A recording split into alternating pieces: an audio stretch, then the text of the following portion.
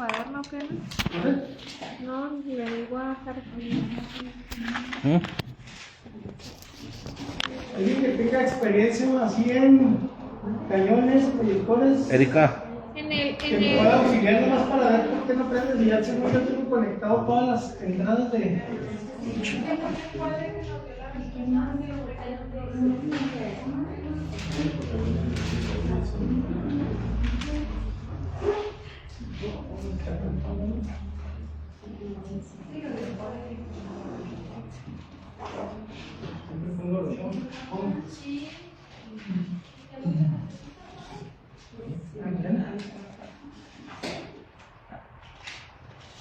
Porque soy único que bien, porque es lo único que traigo el penal. Dijo, no tengo todos los apuntes. No tienes todos los apuntes. Lo único que iba a tener razón. Pero que me hayan visto el día que falté, el día que está malo. Vimos unas cosas. Dice que ya te mandaron las cosas y no me las mandaste. Todo te mandé. No, la pasada sí. La vez que no vino porque estaba malo la boquita. Todo te mandé, güey. ¿Sí?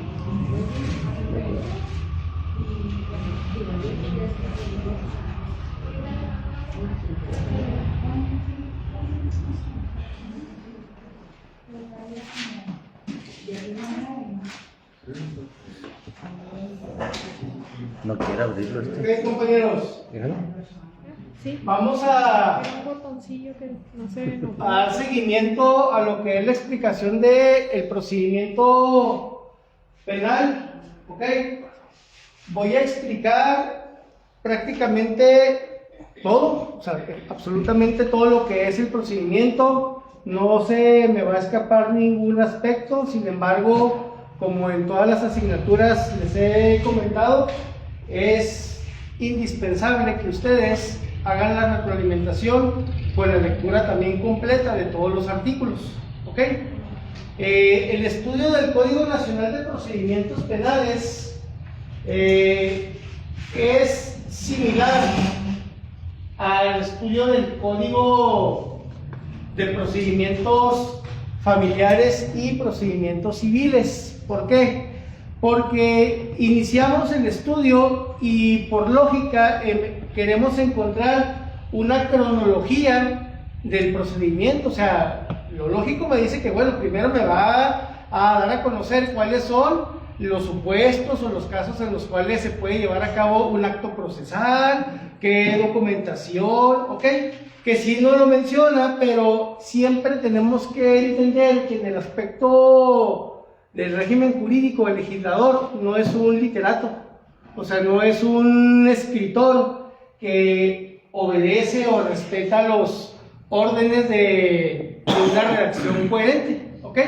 Entonces lo importante es de que se contemple todos los aspectos, todas las esferas jurídicas, ¿ok? Y el criterio de interpretación que vamos ahorita a explicar para familiarizarnos es los elementos básicos, ¿ok? Los principios rectores. Esto ya lo explicamos el cuatrimestre anterior, pero voy a retroalimentar rápidamente. Voy a volver a mencionar porque es importante tener en cuenta las partes que intervienen en un procedimiento penal. Y una vez de que ya haya hecho esa retroalimentación, voy a explicar en sí el contenido de los primeros 296 artículos del Código Nacional de Procedimientos Penales. ¿Ok?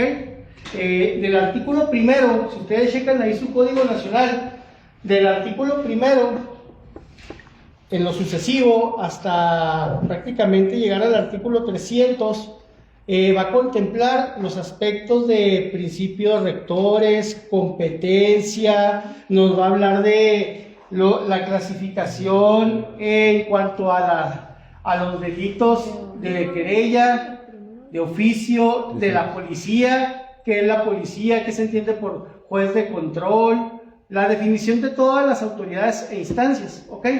Lo que yo voy a hacer es explicar, por eso les voy a pedir de la manera más atenta si alguien puede apoyar con grabación, ya sea, ok, para que esto les sirva de retroalimentación. Vamos a manejar el criterio tradicional, ¿de acuerdo? Necesito que ustedes hagan su parte y de tarea se pongan en la comodidad de su hogar a leer a profundidad, a estudiar cada uno de los artículos del Código Nacional de Procedimientos Penales. ¿Ok?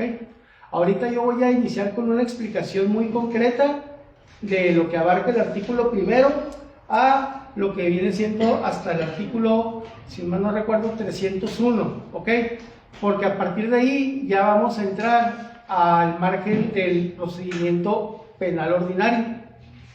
Si no sin antes de la retroalimentación, quiero explicarles también cuáles son los mecanismos que durante un procedimiento penal nosotros como abogados podemos solicitar, podemos impugnar. Exactamente qué tenemos que hacer.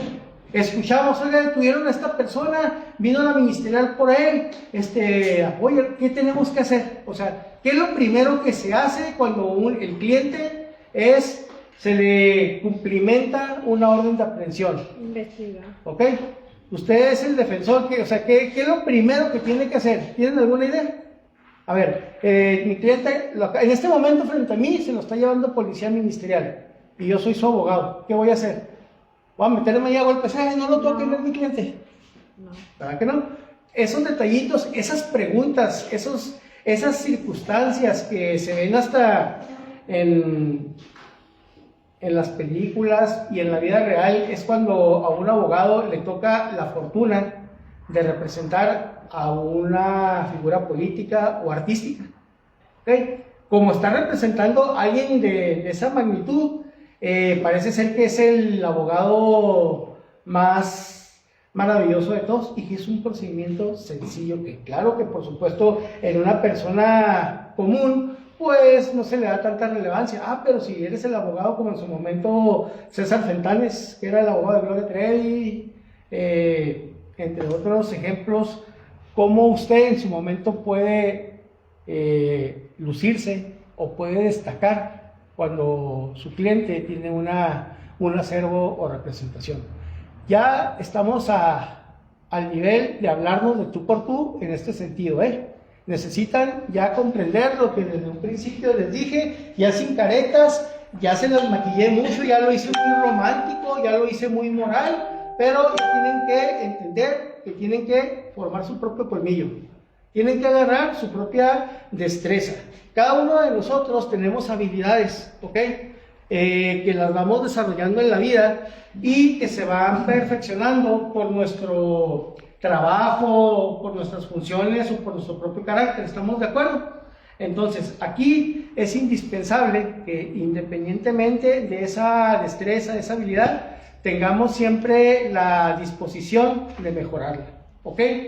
A veces sentimos como que nos aplastan aquí la boca del estómago porque nos da pena, porque nos da inseguridad decir algo, no pasa nada, ¿ok?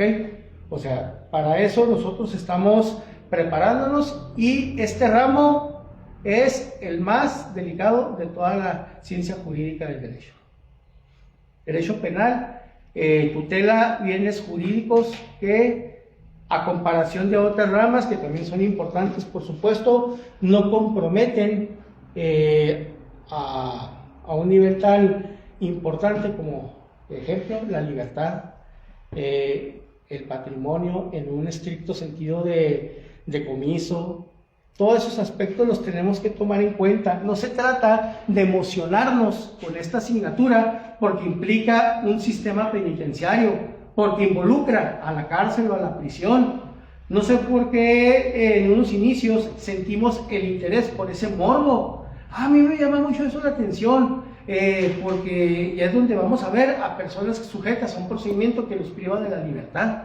Y tenemos ese morbo de conocer cómo es la vida dentro de una prisión, pero más allá de lo que es un contexto de una representación profesional. Entonces, a partir de aquí, compañeros, tienen que poner mucha atención, enamórense de esta rama, yo los invito. Yo sé que mis respetos, tienen su rama preferida y se van a abocar, o a lo mejor ni ejercen más, también mis respetos, pero esta es la rama fundamental, ¿de acuerdo?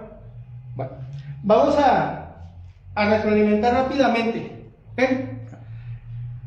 Ya sabemos que en un procedimiento penal, las partes que intervienen, obviamente, es por un lado la que se le denomina víctima u ofendido. ¿Recuerdan que lo explicamos? ¿Quién es la víctima u ofendido? De acuerdo a la legislación penal, es la persona, ¿verdad?, que sufre directamente o a la que se le aplica por parte del sujeto pasivo, que ahorita lo vamos a definir, una conducta que está tipificada como delito. ¿Ok? Les explicaba yo que la víctima es la persona que resiente directamente la conducta del sujeto pasivo. Y cuando esa conducta no se resiente en un primer momento de forma directa, o bien se trate específicamente o excepcionalmente de delito de homicidio, feminicidio, donde se priva de la vida a la víctima, quien va a tomar el papel de ofendidos son los familiares directos. ¿Sí recuerdan que lo explicamos? Entonces la víctima es, de acuerdo a la conducta criminal que se comete, quien resiente directamente el acto delictivo. Pero también tenemos otro término denominado ofendido. El ofendido, como ya les expliqué, que son los familiares en el caso de delitos de homicidio, feminicidio, donde la víctima directa pues ya no tiene vida. También hay delitos que se cometen en circunstancias donde quien se supone es la víctima no resiente la conducta de una manera directa, y ahí se le va a denominar ofendido. Oiga, ¿y cuál es la diferencia en la práctica? Porque se oye medio rebrujado. Nada, absolutamente nada, nada más que la doctrina insiste que expliquemos esto y yo se los estoy explicando, ¿ok? A la hora de llevar a cabo una representación, usted va a saber si es ministerio público, si es asesor jurídico, pues está del lado de la víctima ofendido. Si está del lado del imputado, pues usted es el defensor, ¿ok? Entonces, para no quebrarnos tanto, pero sí es importante de que ustedes tengan ese conocimiento. Ejemplo, si ahorita la gente Cárdenas sale y se estampa ahí con un poste, es el delito de daños, ¿verdad?, a propiedad pública. Ahí, ¿quién será el ofendido? El municipio. El municipio. ¿Pero por qué no le digo víctima? Porque directamente no está resintiendo la conducta, es parte, es de su propiedad, es de su administración, pues, entonces se declara ofendido. Caso contrario a cuando, si yo saco una navaja y le causo una lesión, ahí ya es víctima, porque la conducta está recayendo directamente. ¿Sí me explico? Sí. Es diferencia doctrinal, pero que quede claro, ¿estamos? Esa es la víctima u ofendido. Tenemos por otro lado al imputado, con I. Es la persona, ¿verdad?, a la que se le ostenta o se le atribuye la responsabilidad o presunta, retiro lo dicho, Es presunta. la presunta responsabilidad en la comisión de un delito. Es muy importante el término de presunción. ¿Por qué? Porque todavía no es afirmación, no está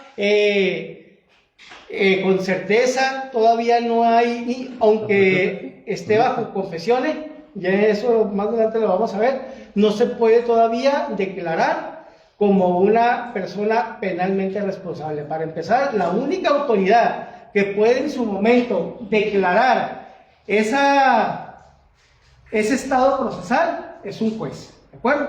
Ni ministerio público, ni defensor, nada más que un juez, ¿de acuerdo?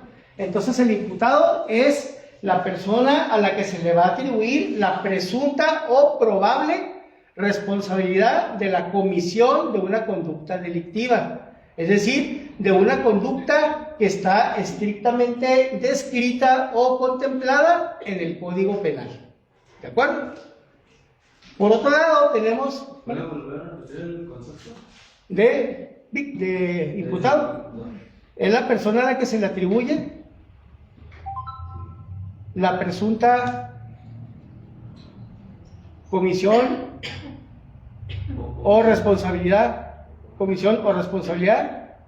de un delito o conducta delictiva. Esto ya lo vimos en el cuatrimestre anterior, nada más lo estoy repasando. Igual checan ahorita que comparten la grabación. ¿Ok? Entonces ya tenemos víctima o ofendido, imputado, tenemos también al Ministerio Público. Ministerio Público, que viene a ser la representación social. ¿Ok? El Ministerio Público, compañeros, para que entiendan, es el abogado de la sociedad, el abogado de la víctima u ofendido, por ley. ¿Ok? Siempre que se va a iniciar un procedimiento, la víctima va a tener como representante, como abogado, para que me entiendan, pero los términos no son correctos, se los digo para que lo entiendan. El término correcto es representación o defensa. Es, en el caso de la víctima ofendido, es el Ministerio Público. Sin embargo, aquí hay que aplaudir uno de los mejores logros de esta reforma al sistema de justicia penal. En este sistema, comparado con el sistema tradicional, surge la figura del asesor jurídico. ¿Ok? Entonces, tenemos víctima u ofendido, imputado, Ministerio Público. Ya explicamos que el Ministerio Público es la representación social, el representante de la víctima o ofendido. Pero también tenemos ya la figura del asesor jurídico. ¿Y quién es el asesor jurídico en el procedimiento penal? Es el representante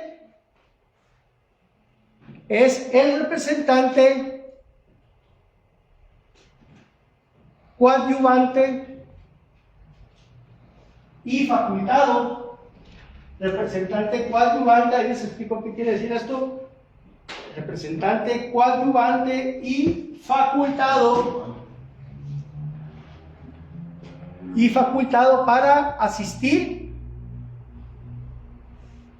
Para asistir durante el procedimiento, ¿a quién? Al Ministerio Público. A la víctima o ofendido, junto con el Ministerio Público. ¿Ok? Es decir, para que entendamos en palabras coloquiales, es el abogado de la víctima o ofendido, el asesor jurídico. Ojo aquí, ya este conocimiento de práctica. Ministerio Público, representante social, potestad, autoridad. Asesor jurídico, persona profesionista facultada para coadyuvar. ¿Qué significa coadyuvar? Auxiliar, apoyar, ¿ok? Y representar en juicio a quién, a la víctima ofendido. Pero aquí cuidado, quien lleva en sí de entrada la representación como órgano jurisdiccional o autoridad jurisdiccional es el Ministerio Público, ¿ok? Es la facultada para llevar a cabo la acción penal, porque es quien, a través de la policía ministerial investigadora, la policía municipal, entre todo lo que viene siendo, lo que ahorita voy a explicar a continuación de las corporaciones policíacas, tiene a su cargo la investigación criminal. ¿Ok? La etapa de investigación en cuanto a las conductas delictivas. El asesor jurídico tiene la facultad de representar a la víctima o ofendido en coadyuvancia con el Ministerio Público. Esto es muy importante porque en la práctica la bronca es la siguiente. El Ministerio Público, discúlpenme, se ha hecho bien huevón. Ha hecho muchas omisiones cargándole al asesor jurídico cuestiones que no están en su competencia. Yo como asesor jurídico, como representante autorizado por la víctima desde el momento en que presenta ante Fiscalía la denuncia o querella, ¿ok? Estoy con toda la autorización, con toda la luz verde para darle carrilla al Ministerio Público, para solicitar documentos, para programar audiencias, para en el momento del desarrollo de la audiencia objetar, impugnar, cuestionar, participar. Tengo todas esas facultades, ¿ok? Pero no soy la representación social. Soy el representante particular, aunque sea un representante público, pues, pero represento los intereses nada más de una persona en ese momento. Y el Ministerio Público es el que tiene que en su momento, de acuerdo al cronograma, a los lineamientos procesales, llevar a cabo la acusación, la formulación de imputación, ¿ok? Entonces, cuando a nosotros nos toca ser asesor jurídico, es muy importante explicarle al cliente que en este caso es la víctima ofendido, cuáles son nuestras funciones. ¿Cuál era el problema en el sistema tradicional? Oiga, necesito un abogado porque fíjense que fui víctima de un delito. Ah, ok. Trabajo en el Ministerio Público, uno nomás iba y se sentaba porque no podía decir nada. Si decía algo, le perjudicaba al cliente, a la víctima. Oiga, abogado, pero usted nomás se sentó ahí a un lado mío, no dijo nada. Ahí estuve asistiéndolo. Ese fue mi trabajo. ¿Ok? No había participación. Era nada más un oyente y un coadyuvante en el sentido de que si se requieren solicitar documentos, pues para agilizarlo y para no cargarle tanto el trabajo al Ministerio Público, yo lo tramito y se las hago llegar para que usted pueda hacer su chamba. Ya no.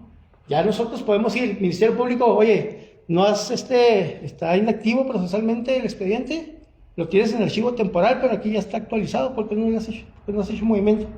Es que no tienes eso, no, pues date carrilla, porque mi víctima ya está, el tiempo corre, ¿verdad? La pensión, sobre todo en los delitos de pensión alimenticia, es una monserga, ¿verdad? Y el Ministerio Público, a veces, por la carga de trabajo, sin desvirtuar, pero también tenemos aquí, y lo digo anónimamente, personas que no hacen la función como tal, le cargan al asesor y el asesor no puede hacer cuestiones que no están dentro de una competencia.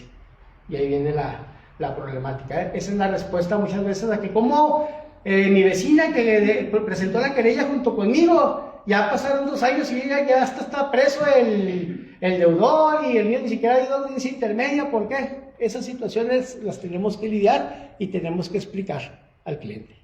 ¿Ok? ¿Se fijan cómo está cambiando el contexto de las explicaciones? Ya tenemos que, lo que se ve de información, de conocimiento, lo tenemos que ir aterrizando a la práctica, ¿ok? Esta práctica que yo les digo, les estoy ahorrando años de vergüenzas, de coraje, ¿verdad? Tómenlo si gustan, si no, pues no hay problema, pero yo lo hago con la mejor intención. Exactamente haga lo que yo le diga, para que me entiendan. Exactamente, tómelo y le aseguro, le garantizo que va a tener una buena participación, independientemente del asunto que le vaya a tocar. No estoy diciendo que todo va a ganar, sino que va a saber cómo actuar procesalmente ante estas circunstancias. ¿De acuerdo? Bueno. Tenemos también, ya llevamos, víctima ofendido, ¿qué más? Imputado, Ministerio Público, asesor jurídico, ¿ok? Tenemos también a lo que es, ¿verdad? La policía, ¿ok?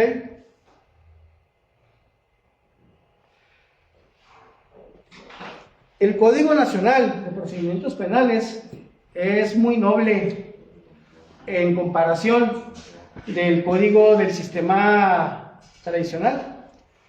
La policía, compañeros, es la autoridad administrativa y ministerial para lo que es la protección, seguridad e investigación, hasta cierto punto, de las conductas delictivas. No estoy dictando, estoy nada más, por eso voy un poco rápido.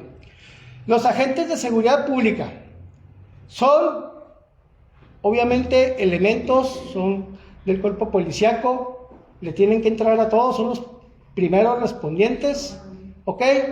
Pero, ¿qué sucede?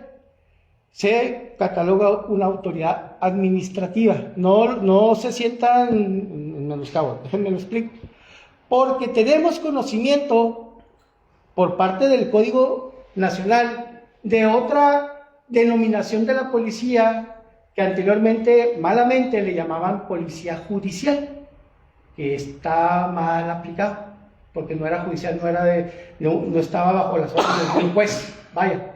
Es policía ministerial, investigadora, ¿ok? ¿Por qué ministerial? Porque está bajo la subordinación del Ministerio Público. Aquí, compañeros, no sé, espero que no sea el caso de esta generación. Tienen en un pedestal al policía ministerial, O sea, en el sentido, fíjense, y lo digo con mucho respeto, es que es ministerial. Es que el Ministerio Público, ministerio quiere decir servicio, a favor, ¿ok? A disposición, en este caso, de la sociedad. O sea, el Ministerio Público, o sea, se escucha, lo hemos normalizado así como autoridad así jerárquica. No, Ministerio Público que está para atender, obviamente, dar servicio al público. ¿Me explico? Esto es un paréntesis que hago para que, como abogados, los ministeriales, cuando ven que estamos haciendo prácticas, los agarran, más si estás en fiscalía. Entonces, obviamente, para que usted sepa las limitantes. Así es la gente, el egoísmo, la envidia, lo que ustedes gusten y quieran, ya lo van a vivir en sus prácticas que ahorita preguntaba. Bueno, compañeros, policía ministerial y policía o elementos de seguridad pública, administrativo, ministerial, ¿ok? Anteriormente, tutela del bando de policía y buen gobierno, ahora lo que viene siendo el reglamento o acervo de justicia cívica, policía ministerial, órgano o autoridades de investigación criminal. ¿Ok? El Ministerio Público, como es el representante social, tiene que ejercer acción penal para investigar los hechos que la víctima le ha narrado por medio de una denuncia o querella y que constituyen una conducta delictiva. Necesita indagar, necesita dar certeza a que realmente esos hechos existen o existieron, si ya no se han consumado o si ya se consumaron. Entonces la policía ministerial es la encargada de investigar, pero parece que hacen a un lado y descartan a lo que prácticamente o procesalmente quien se lleva toda el jale, eso que dijeron por allá, es seguridad pública, porque ellos se convierten en los primeros respondientes, porque el ciudadano, ante una situación, ante la presencia de una conducta delictiva, lo primero, pues él no sabe que policía ministerial, o sea, sí sabe que existe, pero lo primero que ante cualquier cosa, háblale al 911, háblale a una patrulla, háblale, ¿sí o no? Y seguridad pública, proteger y servir, principio, axioma fundamental, universal. Entonces, claro, por supuesto que es una autoridad preventiva, administrativa, pero está también dotada de facultades. Muchas veces se nos enseña de que no es que el policía municipal no pueda hacer esto, si nada más te va a consignar, y bueno, ahí ya veremos en la práctica casos concretos, pero el primer respondiente, ¿ok?, tiene una gran responsabilidad e incluso ya tiene facultades reglamentadas, sobre todo en narcomenudeo y otras circunstancias que también les voy a explicar. Aquí lo que quiero que entendamos, y no porque estén presentes algunos agentes, ¿verdad?, es irrelevante eso. Ahorita ellos están como estudiantes de derecho, van a algo más a ligas mayores. Es entender que el respeto a la autoridad policíaca es genérica. El abogado, ya hablando en contextos muy, muy serios, yo he comentado a título de broma, ¿verdad? A veces no ni de tanta broma, ¿verdad?, pero a fin de cuentas ya es hora de hablar institucionalmente. El abogado no tiene por qué menoscabar, discriminar, hacer inferior o, ¿cómo decirlo?, contextualizar al agente policíaco como una autoridad en un rango que en una investigación criminal todos vamos a ser parte. Si usted, sin ser agente, si va caminando por la calle y le tocó la suerte de presenciar, una situación o ver o cometer usted imprudentemente un accidente, atropellar a alguien, ya está inmersamente bajo una responsabilidad, Entonces, usted se va a convertir, bueno, independientemente del ejemplo que manejé, como obviamente imputado, se va a convertir en un primer respondiente. ¿Han escuchado el término primer respondiente? El mismo término, la primera persona que debe hacer algo al respecto. ¿De qué? Lo que sea, pero tiene que hacer algo. Yo veo que está tirada la compañera bien ensangrentada, yo soy el primer responsable, ¿qué hago? Le hablo al 911. porque tampoco yo no puedo, si yo no tengo conocimiento de primeros auxilios, por decir algo, no puedo yo acudir a su auxilio, lo que me tiene que autorizar, se está muriendo, pues, no puedo intervenir, ¿verdad? Entonces lo más prudente es hablar a seguridad pública, pero si ya me convierte en un detonante, en un partícipe detonante, en un primer respondiente, ¿me explico? Entonces, con esto voy desglosando, como dice ahí el código, cómo también dentro de las partes dentro del procedimiento hay que incluir y reconocer las facultades de policía, pero por policía no nada más policía ministerial, también policía municipal. Incluso hay otras divisiones de la policía, como policía rural, dependiendo del contexto geográfico y otras circunstancias, pero que a fin de cuentas tienen una función de autoridad, de protección, ¿de acuerdo?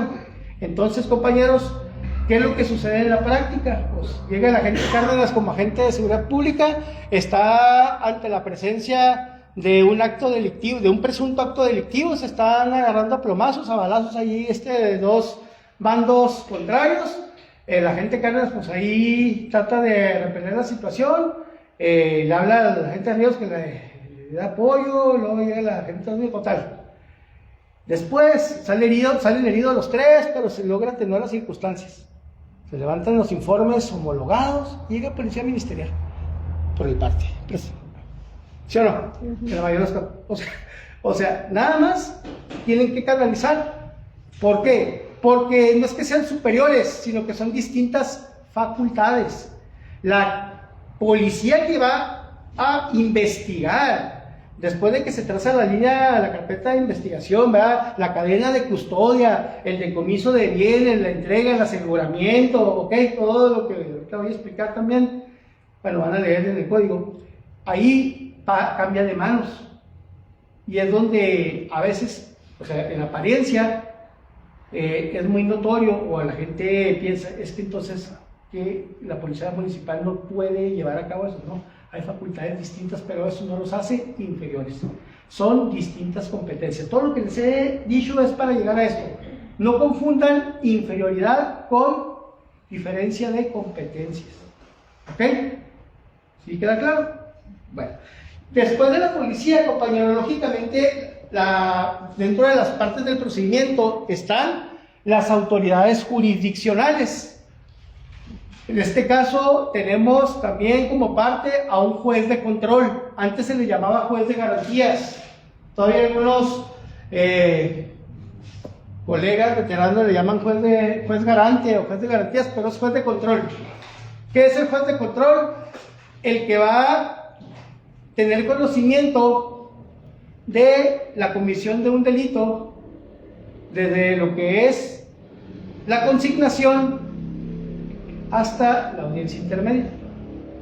¿Okay? Nada más escúchenlo si quieren. Ahorita les voy a proyectar algo bien claro y después se los voy a compartir para que lo estén reproduciendo reiteradamente.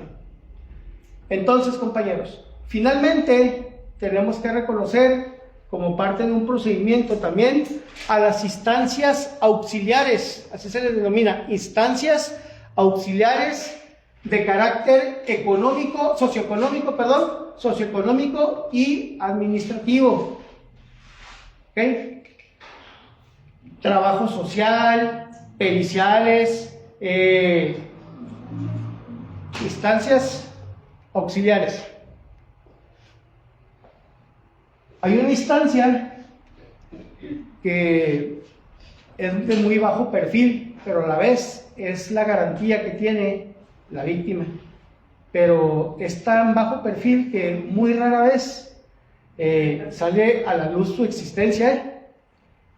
Es la dependencia encargada del Fondo para Ayuda de Víctimas del Delito. Si cometen un delito en mi contra, patrimonial, y quien lo comete pues no tiene ni con qué pagarme, está preso, a poco pues ya, ahí quedó, ¿no? A mí el Estado me tiene que indemnizar. Claro que por supuesto primero van contra el responsable, pero en el peor de los casos, en última instancia, cuando ya no se puede sacar al acreedor, en este caso al imputado, lo que es su obligación, lo que son las reparaciones, etcétera, ahí no queda, nada más de que no sé por qué el Estado se lo reserva, por tacaño, pero está cayendo en una omisión. Usted solicita el fondo, es como cuando choca y llega el ajustador del seguro. Usted tiene seguro, a usted se le tiene que pagar y ya a ver cómo se arregla con el responsable si es que no tiene seguro, ¿me explico? Entonces para eso es el fondo de ayuda a las víctimas del delito. Nada más de que no diga nada de secreto. ¿Y cuándo aplica? ¿Mande? ¿Y cuándo aplica? Cuando ya se agotaron todas las instancias y no está acreditado de que el imputado, procesado, incluso ya sentenciado, no tiene bienes o manera para indemnizar o reparar el daño. ¿Ok?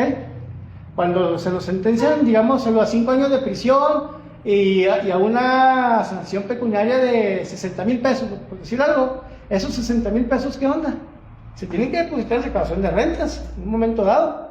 Ya cumplí mi condena, mi pena privativa de libertad personal. Ya mañana salgo, ¿no?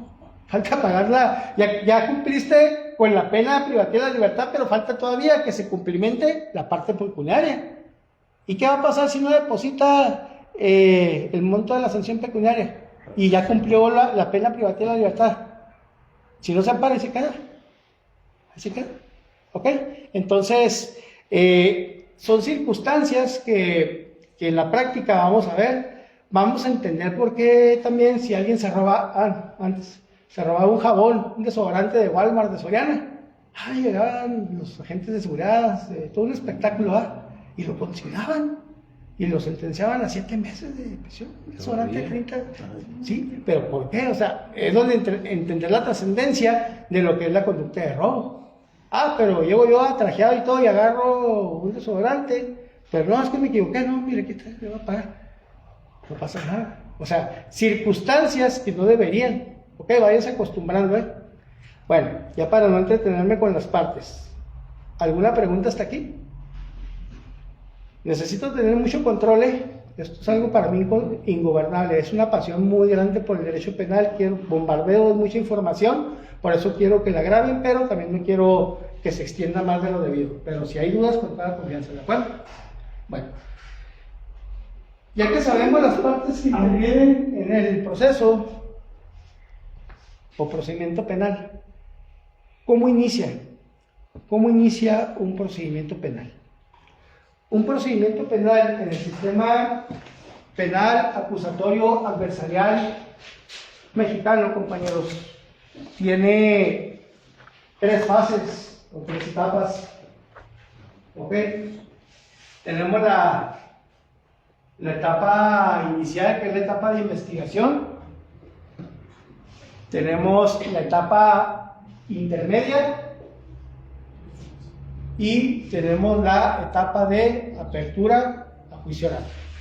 Repito, el procedimiento penal acusatorio adversarial en México se estructura, se integra de 3 fases o 3 etapas. La etapa inicial, que es la etapa de investigación. Una segunda etapa, que se le denomina etapa intermedia. Y finalmente una tercera etapa, que es la etapa de apertura a juicio o de debate a juicio oral. ¿Ok? Ahí es contextualizar como lo quieran llamar ustedes. Juicio oral o debate de juicio oral es lo mismo. ¿De acuerdo? Explicaba yo el semestre anterior que se supone que cuando ya se brinca la tercera etapa, que ya estamos en la audiencia de debate o apertura de juicio oral, se integra el tribunal por 3 jueces, ¿ok? El Código Nacional establece que debe estar integrado la sala de juicio oral por 3 jueces, ¿ok? ¿Con qué propósito? Que sean 3 juzgadores los que analicen, valoren los medios probatorios y lleguen en conjunto a una resolución en el interés jurídico que sea lo más aproximado a una cuestión justa, ¿ok? Por eso la intervención de 3 jueces. Pero en la práctica no lo obliga. Si no hay capacidad económica, que es el factor, el recurso económico para el desarrollo de esta disposición procesal, entonces basta con un juez, ¿ok? También es importante que ustedes contemplen eso. Voy a llegar yo a cierto estado de la República, ya voy en una etapa de juicio oral y me encuentro que nada más es un juez, a lo mejor me saco de onda. ¿Cómo? Si el código dice que debe ser 3. No.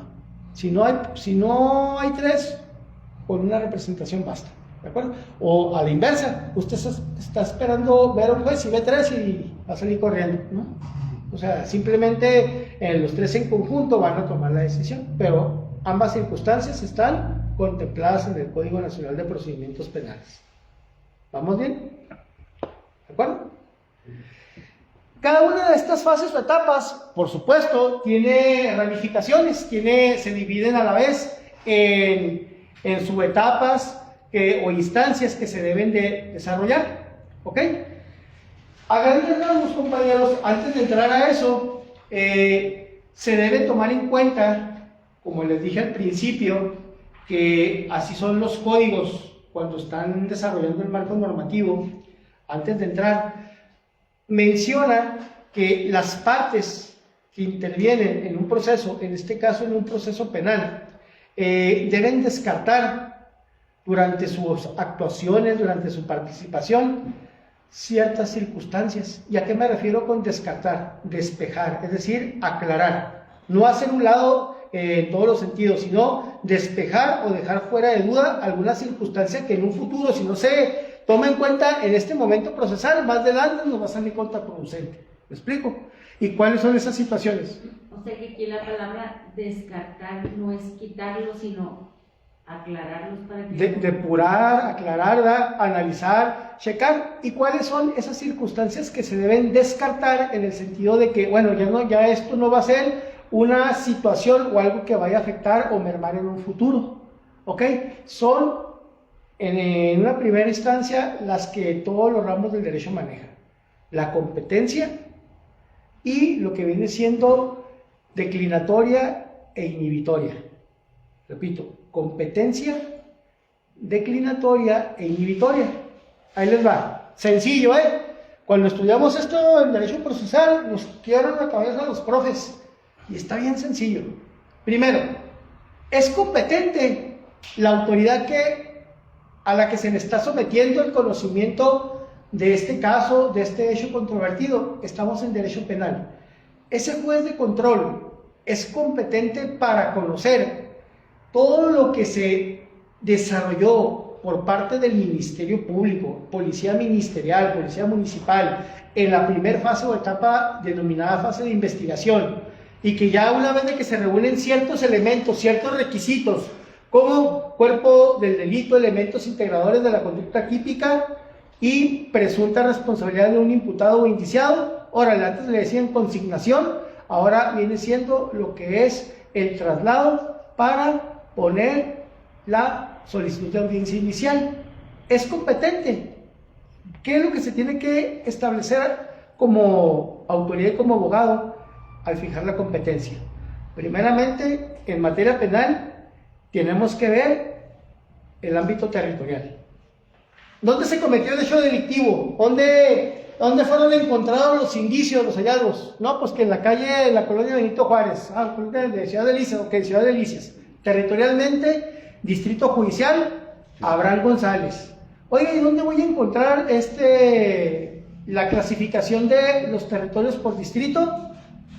Eso lo van a encontrar en el organigrama en este caso, del Poder Judicial del Estado de Chihuahua. ¿Ok?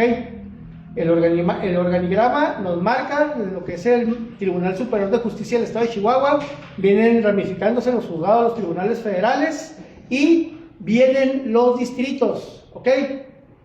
Hay que investigar cuántos distritos comprenden al Estado de Chihuahua y qué territorios los integran. Yo nada más les he mencionado prácticamente a nivel local: Distrito Judicial Abraham González, Delicias, Rosales, Cárdenas, Julimes, Mioqui. Las varas ya no hay, ya las varas pertenecen a Saucillo y Saucillo pertenece a Camaro. ¿Investigar cuántos distritos hay? Distritos judiciales, no de riego, porque no, es que eso ya sería de agrario en un momento dado. ¿Ok? ¿Y qué más será? ¿Y qué municipios comprenden a cada distrito judicial? ¿Cómo? ¿Qué municipios comprenden a cada distrito judicial. Sí, por cierto, el distrito judicial Abraham González, con cabecera aquí en Ciudad Delicias, le corresponden los municipios, obviamente, de Delicias, Rosales, Mioqui, Cárdenas y Julimes, ¿de acuerdo?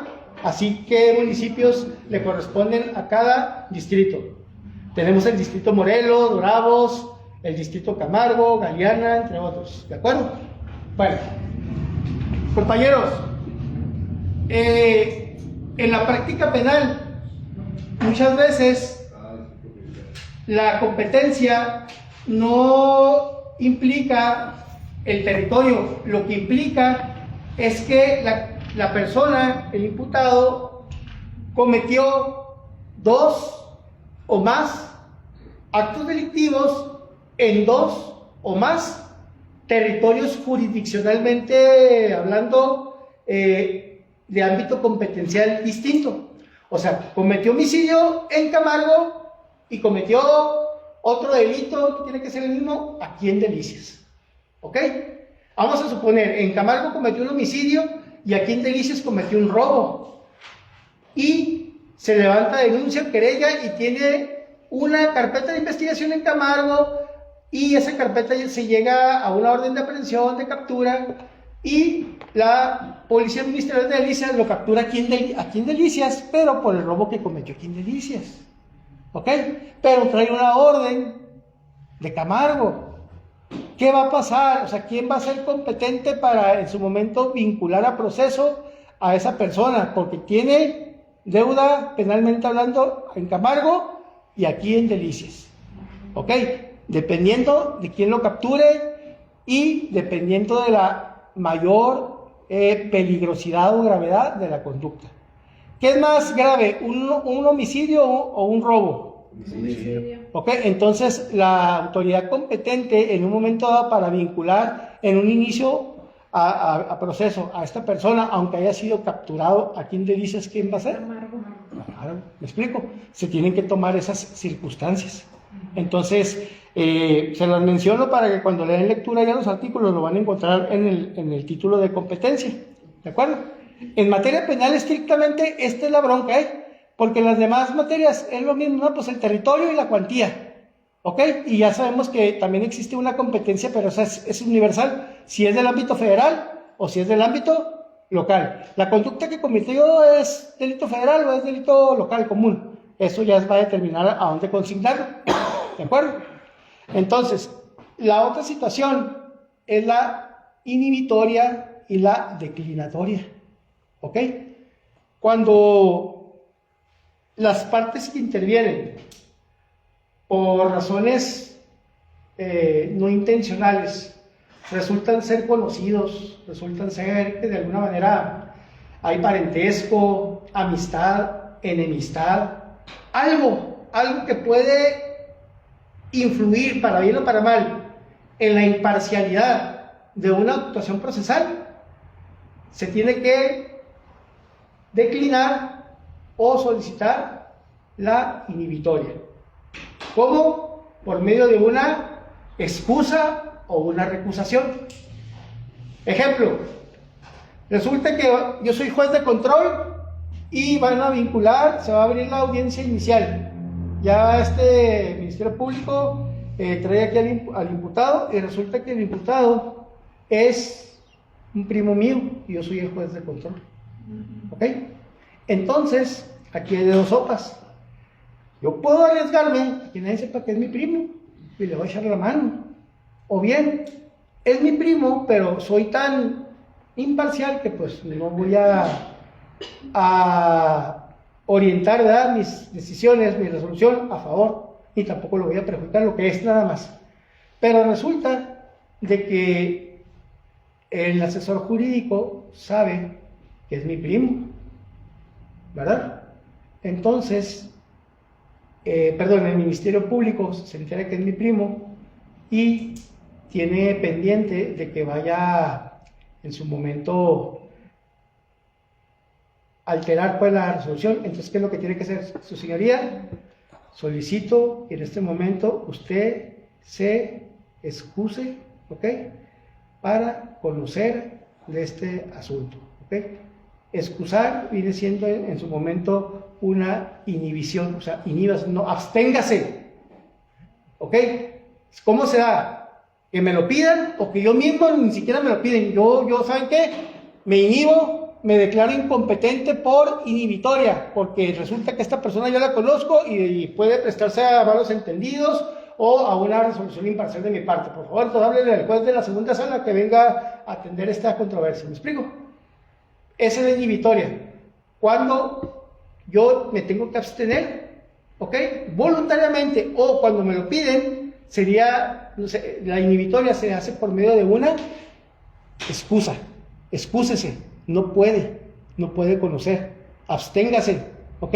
Porque usted tiene un vínculo que puede afectar procesalmente la imparcialidad. ¿Me explico? Esa es la que viene siendo la excusa mediante la inhibitoria. Y la otra es la recusación, ¿ok? ¿La qué? Recusación. O sea, son impedimentos, excusas y recusas, ¿ok? Ahí vienen en el código, nada más para que lo tengan presente. Y lo voy a volver a explicar, Acuérdense que ya les dije que siempre que damos derecho procesal, son las mismas circunstancias, sobre todo en estos elementos y en los medios probatorios, ¿ok? Impedimentos, excusas y recusas, para proteger la imparcialidad en un momento dado por rango de parentesco, amistad o enemistad, ¿de acuerdo? Ok. ¿Preguntas hasta aquí? Ok. ¿Qué tiempo traen, por favor? Ok. Compañeros, antes de iniciar, ya que se toma en cuenta esto que acabo de mencionar, tenemos que también entender algo muy importante. Los delitos, aparte de su clasificación jurídica, se dividen en delitos de querella necesaria y delitos de persecución oficiosa, es decir, de oficio. Muy, muy, muy importante la diferencia, es un mar de diferencia entre un delito que se persigue por querella necesaria a un delito que se persigue oficiosamente, de oficio. ¿Ok? Clave, ya lo he mencionado, pero lo voy a repetir. Para que se pueda ejercer acción penal desde la etapa de investigación, se necesita, si es un delito de querella necesaria, si la víctima o ofendido no presenta su querella, su denuncia ante el Ministerio Público, ante Fiscalía, no se va a mover ni un dedo por la situación del acto delictivo. Yo puedo ser Ministerio Público y sí, aquí estoy y sé qué está pasando, oye, ¿por qué no hace nada? Pues presente la denuncia, porque es una conducta de querella necesaria. Si usted como víctima no presenta la denuncia, yo no voy a intervenir, no voy a ejercer acción penal, ¿de acuerdo? Caso contrario, cuando se trate de una conducta que se persigue de manera oficiosa, de oficio, como se considera por la misma ley de interés público, ¿qué quiere decir? Que cualquier persona puede en su momento suplir a la víctima en la interposición de la denuncia ante la autoridad competente. ¿Ok? Ahí específicamente hay un listado de delitos, aparte que si graves o no graves, cuáles ameritan prisión preventiva oficiosa y cuáles no. Tenemos cuáles son los oficios de querella.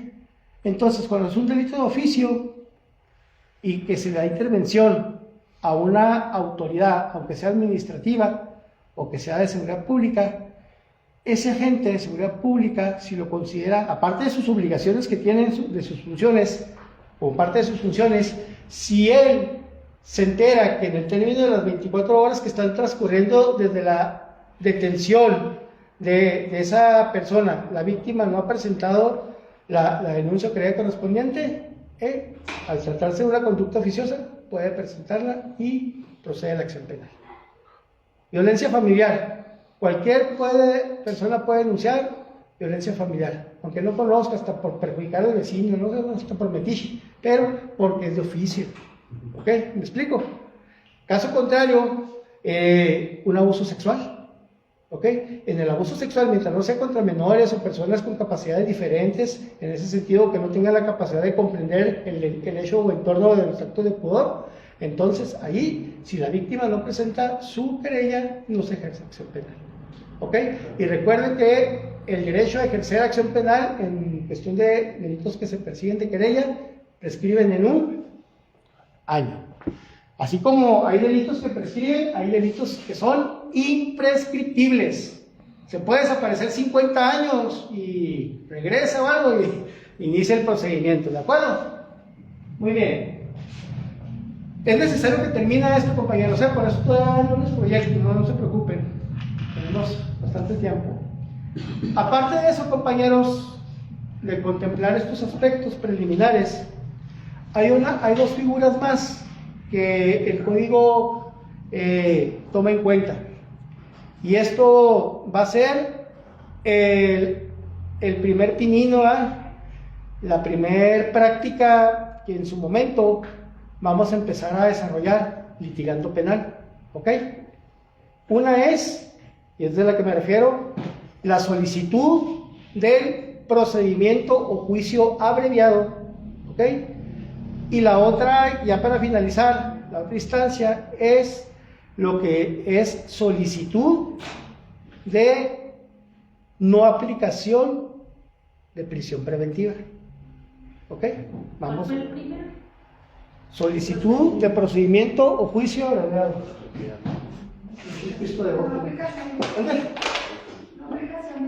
No aplicación de la prisión preventiva oficiosa.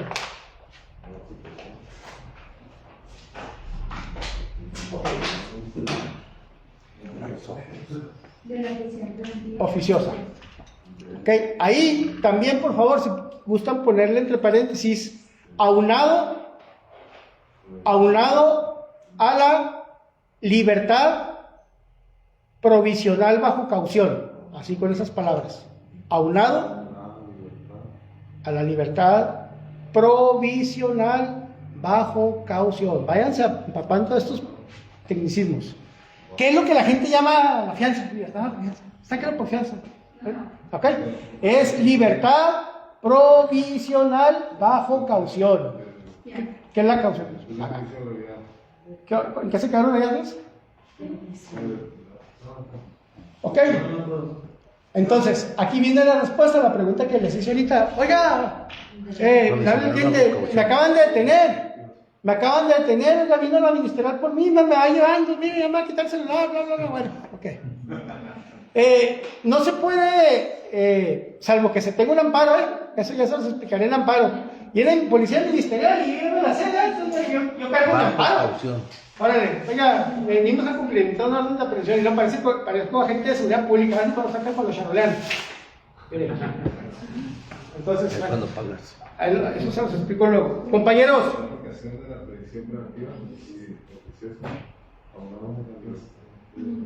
Ahí les va. Ya para proyectarles, si no son más descargado que sí. Bajo caución.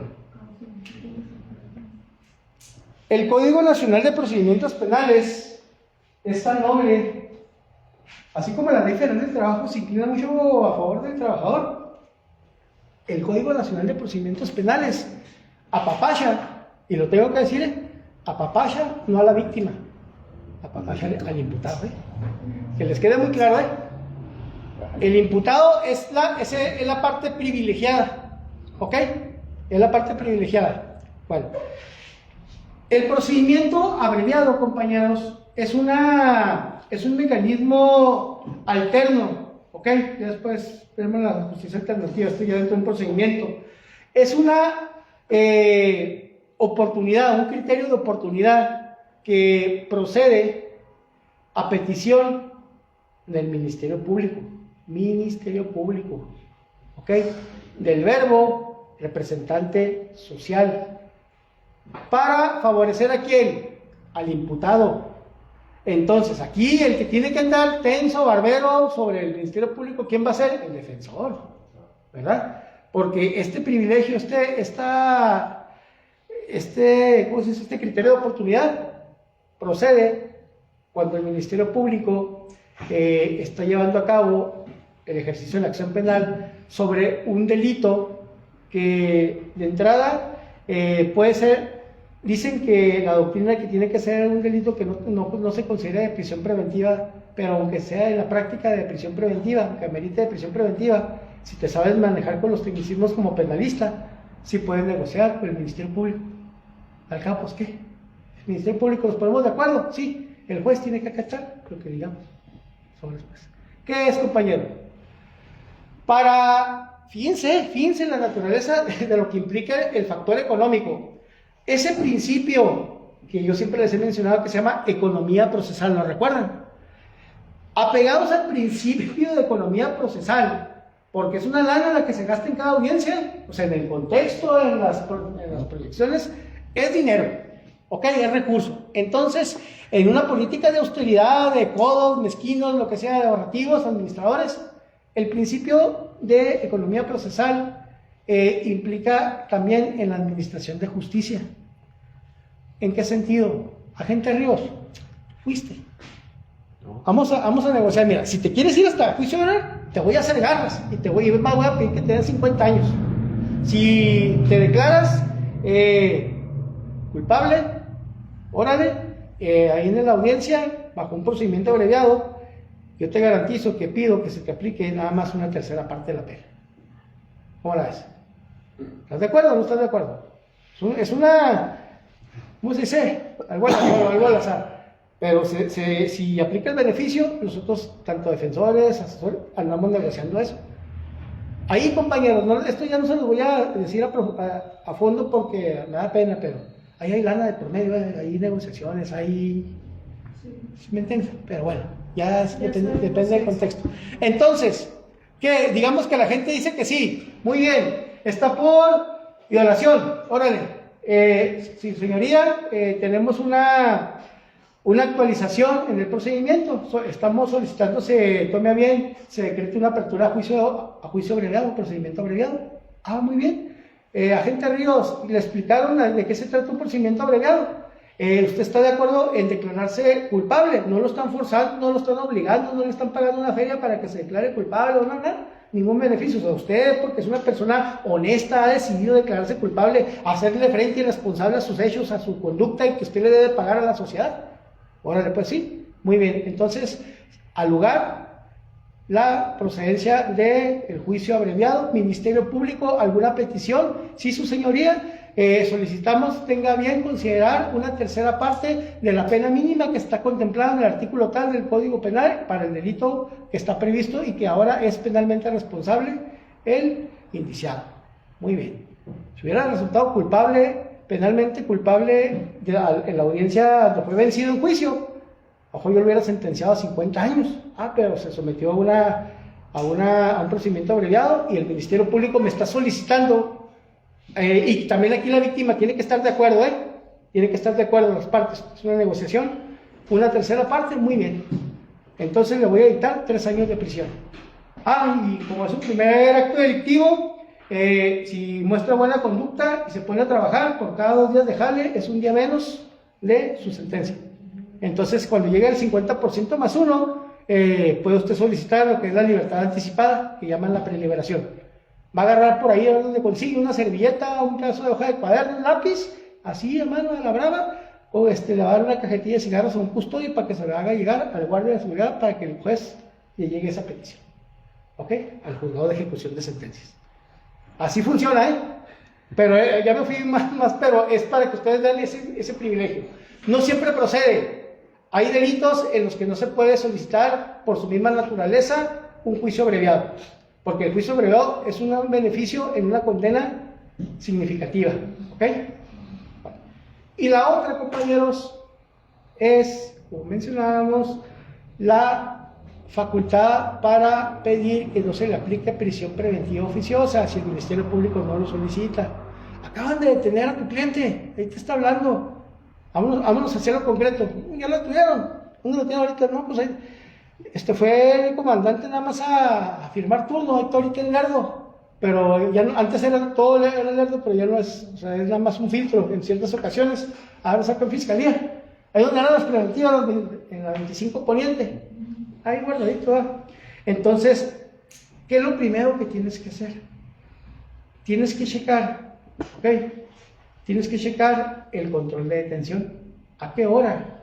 Lo detuvieron exactamente de acuerdo a la bitácora del informe homologado que sea de la autoridad ministerial y establecer ahí si es coherente la hora de la detención o la aprehensión al tiempo en que fue puesto a disposición del juez de control. Entonces, una vez que se verifica esos detalles, es un delito mínimo por lo que se le está imputando.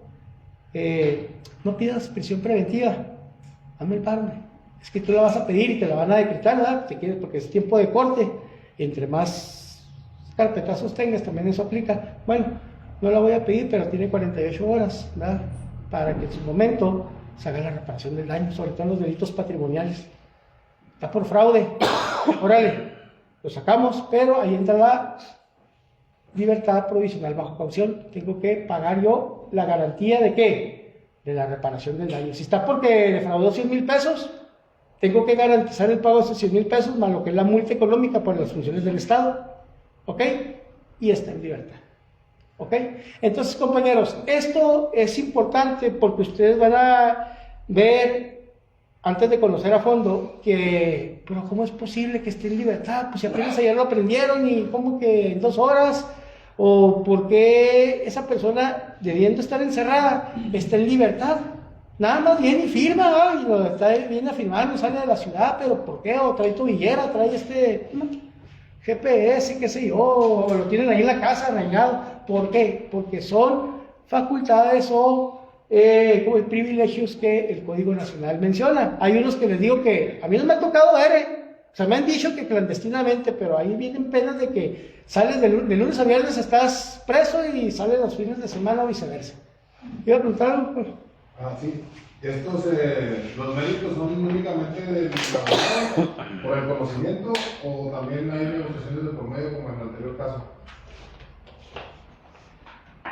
Va a depender estrictamente del delito. Usted, digamos, de que le acaban de implementar una orden de aprehensión por su presunta responsabilidad en el delito de homicidio, de privar de la vida a otra persona. Es un delito grave, ¿ok? Lógicamente, ahí el código establece claramente que el homicidio se considera un delito grave y a su vez se hace acreedor a una prisión preventiva oficiosa, ¿ok? Inmediatamente en que usted es puesto a disposición del juez de control sin tocar baranda, lo van a canalizar. Se supone que debe haber áreas privadas de lo que es la población general, ¿verdad? Pero bueno, ya hablaremos del régimen penitenciario, en caso de que usted no va a gozar de esa oportunidad, aunque lo pida su defensor particular, ¿ok? Al Ministerio Público. El Ministerio Público se va a abstener. El Ministerio Público lo va a pedir cuando puede ser una práctica, se le llama, así lo menciona textualmente, de poca trascendencia social. Porque también recordemos, sí, no, trascendencia social, o sea, de que sea algo insignificante, o sea, no le afecta, no es de alto impacto para el tejido social. Tenemos también, ustedes lo deben de recordar, fue lo primero que mencioné, que el Ministerio Público tiene 4 facultades en este nuevo sistema. Tiene la facultad, lógicamente, de recibir las denuncias y querellas, pero también tiene la facultad de archivar temporalmente la denuncia o querella cuando considera que faltan elementos para poderla integrar bien. Tiene la facultad de abstenerse a investigar un hecho delictivo. Y ya para cerrar con broche de oro, le dieron también la facultad al Ministerio Público de no ejercer acción penal. ¿Okay? No ejercer acción penal cuando lo considere obviamente apegado a que la conducta no es delito, cuando sí lo es. Muchas veces, compañeros, no se vayan a confundir con lo que es abstenerse a no ejercer la acción penal. Abstenerse de investigar quiere decir de que sí recibo la denuncia, pero no hago nada, o sea, ahí se queda. No le giro instrucciones, no le giro instrucciones a policía ministerial, ¿verdad? Rara vez, pero ahí está. Y la otra es de plano, no ejercer la acción penal y mucho cuidado. Van las personas, van las mujeres, trabajadoras, mis respetos, a fiscalía a presentar una denuncia por violencia, por maltrato, ellos le dicen que por la pensión, y la ven, o no sé qué pensarán algunos servidores ahí, y le dan para atrás, no procede, y va así, la mandan cuando sí, va uno y las asiste, y le dicen, vale, este reporte con el superior jerárquico ya en la zona centro. En caliente mejor renuncien. Ahí en Ñoqui hay un caso muy particular. A mí me dio mucho coraje. Una exalumna mía de bachilleres, violencia familiar, fueron y le dijeron que no. O sea, cuando los elementos de acuerdo a la ley, están ahí claros, le dijeron que no. Y la gente cuando le dice, pues sí, ya me dijeron que no era el Ministerio Público, pues que sí que no, ¿verdad? Así se van con esa idea. Qué feo, ¿verdad? Que en todas las instancias hay, desgraciadamente, este tipo de personas, ¿verdad? Entonces nosotros tenemos que estar muy al pendiente de eso, ¿eh? Bueno, preguntas hasta aquí. Entonces, la libertad provisional bajo caución es cuando, por un lado, la prisión preventiva no se queda encerrado y puede llevar el proceso en libertad, pero hay que pagar una garantía, hay que dejar garantizado económicamente que la reparación del daño. Si resulta que no fuiste responsable a fin de cuentas, esa reparación, esa garantía se te va a regresar. Vas a recaudación de rentas de nuevo con por eso hay que conservar el comprobante del talón de pago y te lo reintegra. Dijo 48 horas, ¿verdad? ¿Vale? 48 horas. Eso me suena. Cuando procede. Cuando procede tiene 48 horas, porque si no, entonces se tiene que celebrar la audiencia y allá se tiene que formular imputación y acusación. ¿Qué hora es, compañeros? ¿Eh? Ok, muy bien. ¿Alguna pregunta hasta aquí? Entonces, esta hojita que les di nos va a durar como 4 clases. Ahorita vamos a, si es posible, abordar, aunque sea la tercera parte de una... Bueno, pongan atención mejor lo que les voy a proyectar.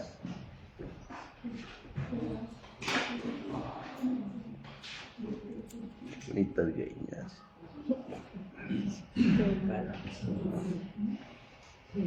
No la puedo decir tan pendejada.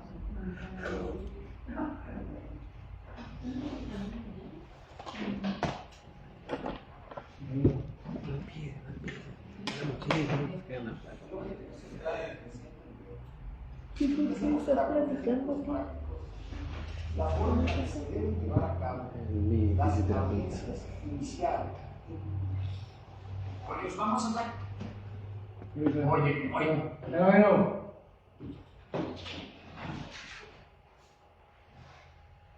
Es el volumen del video, no es de la bocina. Si gustan acercarse para escuchar, igual se los voy a compartir. Ejemplos prácticos. La forma en la que se deben llevar a cabo las audiencias iniciales. ¿Los proyectan? Yo no me El dice. procedimiento abreviado. Las audiencias que se autorizan. Técnica informática. ¿Cómo?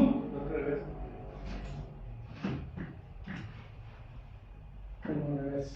De cabeza ya. ¿Cómo? De cabeza la pantalla. No detecta. Es que se supone que aquí ya está en que lo detecte. Bueno, si gustan mejor se los comparto en el grupo, pero sí necesito en un momento dado que sí lo vean. Esto sí es obligatorio. Miren, esta primera etapa es la etapa inicial y comprende 6 videos, pero cada video tiene una duración de 5 a 13 minutos aproximadamente, variable. ¿Ok? Entonces vamos a anotar ahí por favor como tarea.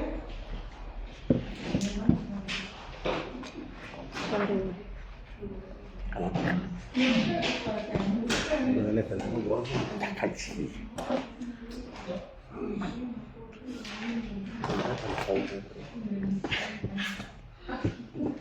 Lo bueno que hay evidencia de esto, porque saliendo de aquí no saben lo que le va a pasar a la persona que me acaba de yo no más calmo. Es que hay una parte de la computadora, la parte de arriba, en los Fs. Ajá. Y por ahí trae una pantallita y hay que aplastar. Es allá arriba. Es en la El computadora. teclado. O sea, Y ahí para. para que vean que no viene nada que perder. Siempre pongo a los alumnos yo que me hagan todo esto. Bueno, que se vi con el dinero. ¿Dónde venden ahorita?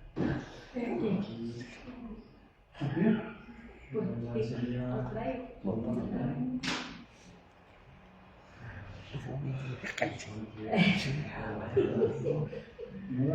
Maldito vicioso.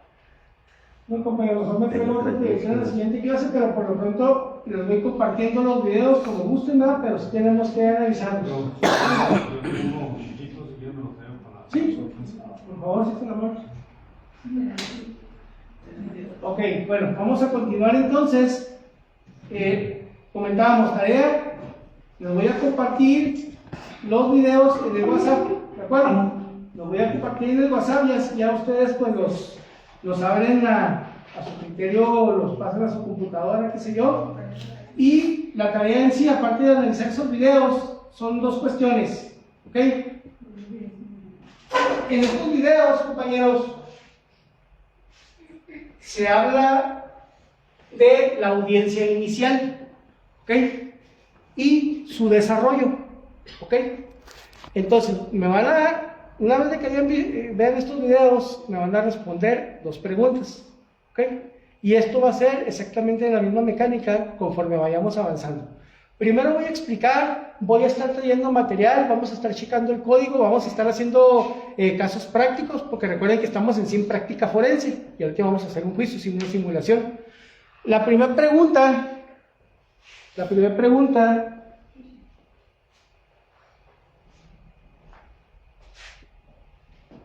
¿qué elementos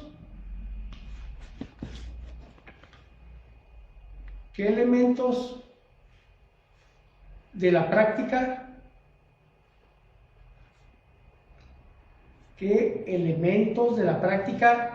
en esta etapa,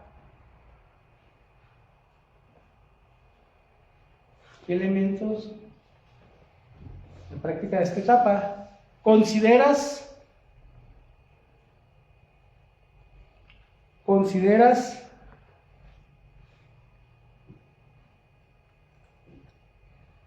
lógicos y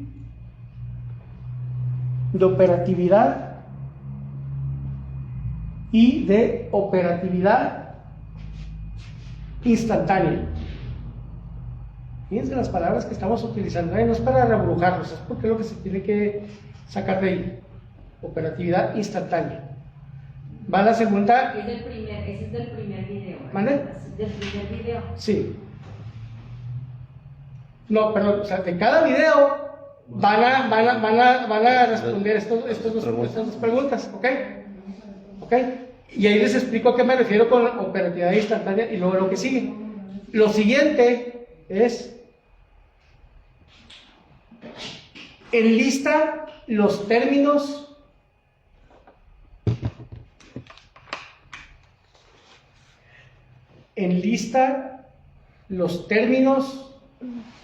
o tecnicismos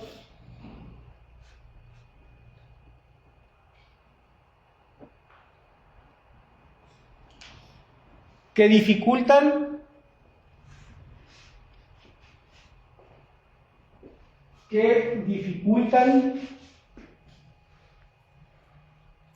la separación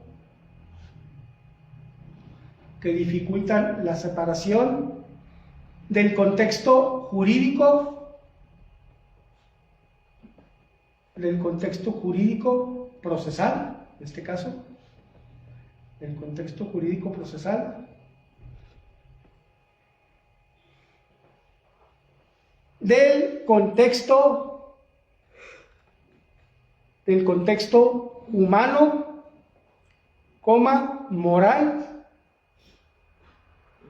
moral, humano, y Rara vez vamos a usar es la única vez que voy a mencionar esta palabra aquí en penal porque está estrictamente prohibido, ¿eh? Moral, humano y sentimental.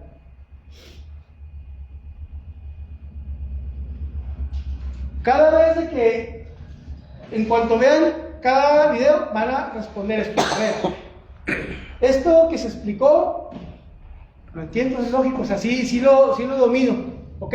Es más, para mí es innecesario que nos hayan proyectado esto, lo entiendo desde que se estaba explicando, más desde que lo leí del código. Pero, este tecnicismo, esta palabrita, me está causando ruido, no me deja comprender esta etapa. Ya cuando empieza a hablar el juez o el Ministerio Público o el defensor, con esta palabrita, con estas palabritas o estos argumentos, me pierdo. O sea, me empiezo a confundir. ¿Ok? Es muy importante para mí, para un servidor, que sean muy honestos y por eso que apliquen esta actividad para yo saber exactamente en qué ella en una cosa, usted en otra, y aunque porque según yo explico todo bien y todos dicen que sí entendieron, pero solamente con ese filtro puedo yo saber el área de oportunidad. ¿Ok?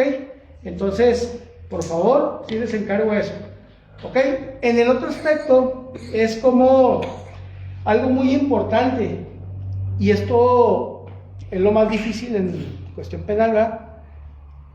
Dure 5 años más o menos para poderlo separar, pero tenemos que ver en qué momento de la etapa procesal empieza a involucrarse en la cuestión moral o sentimental por encima del aspecto objetivamente procesal.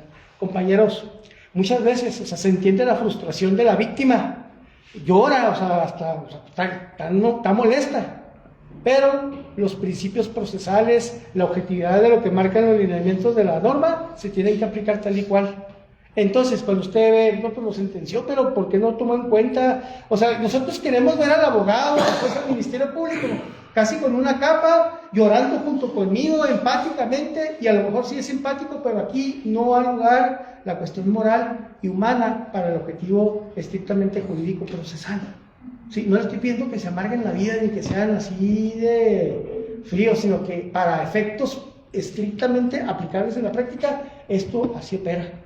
Entonces ustedes van a distinguir, aquí miren, por poco el juez se fue con lo estuvo jalando, sí, se lo estuvo jalando la víctima, el representante, ¿verdad?